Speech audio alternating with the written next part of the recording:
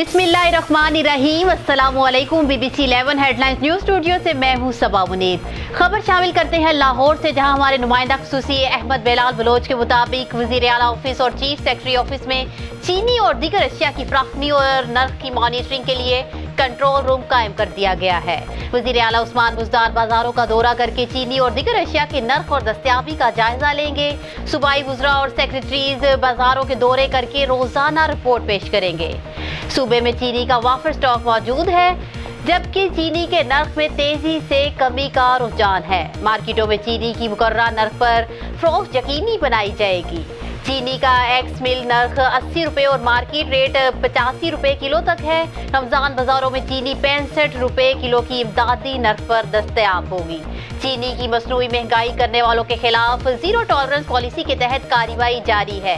रमजान बाजारों में 3 साल पुराने नर्ख पर अशिया खुर्दोनोश फरोख्त की जाएंगी। न्यूज़ स्टूडियो से फिल वक्त इतना ही। मज़ीद तफसीलात और अपडेट्स के लिए देखते रहिए BBC 11 हेडलाइंस न्यूज़।